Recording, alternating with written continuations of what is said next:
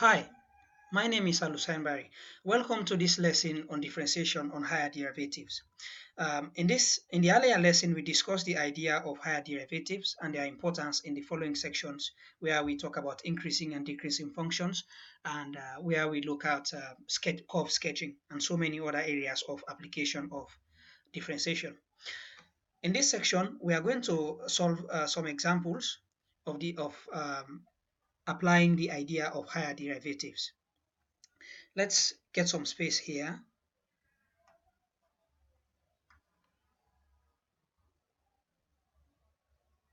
So we have been asked to find f prime, f double prime, and f triple prime. This just means the first derivative. Remember I told you in the earlier video, this just means the first derivative, this the second derivative, and this the third derivative.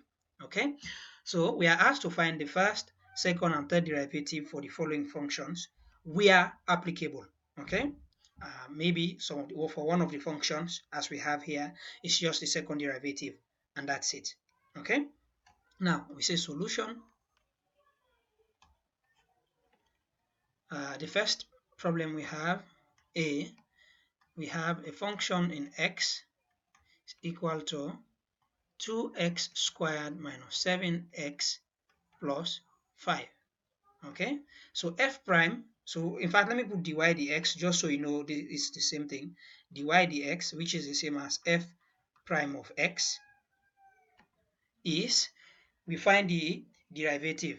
Okay, this is the first derivative. Of course, we've done this over and over, so you should have no problems with this. So we are going to multiply the expression, the term here, by the power, so which gives us 2 times 2, which is 4x. Okay, because 2 minus 1 is just 1, and x raised to the power 1 is just x, and minus 7x.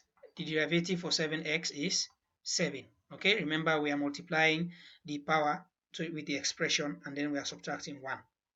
If we say 1 minus 1, that's going to give us 0. X raised to the power 0 is just 1, and 7 times 1 is just 7. So I'm just explaining these things, but in the future we might skip some of these things. Okay, and then for 5 is a constant. Okay, so it's just 0, so we don't even bother with it. So the first derivative f prime is 4x minus 7. Okay, in fact let's just label this, let's say first derivative. Okay, and then let's in fact give ourselves some space. So we can now find the second derivative, which is d dx of, so we are going to now differentiate f prime. Okay, so what we got in f prime here, which is the same as dy dx, is what we are going to differentiate. Okay, so this is the same as f double prime of x. Now if we differentiate this, of course 7 is a constant, right? So we are going to any number on its own is a constant. Okay, any number or letter in fact on its own is a constant. It's going to give us 0, right? So but for 4x, we are going to have, imagine there is 1 up here, we are going to multiply it by the expression, then we are going to subtract 1 from it.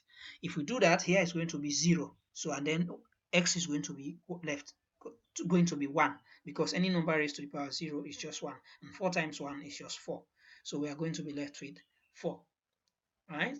And then to find f triple prime, of course we cannot, because we don't have any function in x here again, because the second derivative here is a constant. Okay, so we say second derivative, right? So let's move on to the B part of the question. What did we have there? Let's go back and see. We have 5x raised to the power 4 plus 2x cubed plus 2 over x squared.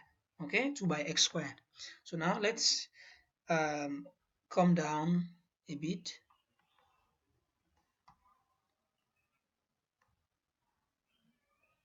So the function we have been given is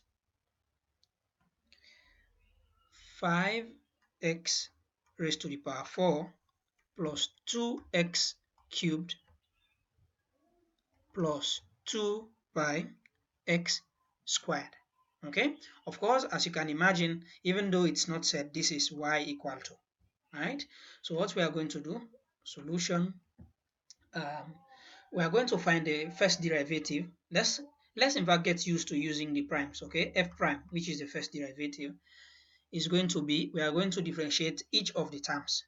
Okay, so this is going to be multiplying the power by the multiplying the term by the power is going to be 4 times 5, which is 20, and then we are subtracting 1 from 4. It's going to be left with 3, so 20x cubed.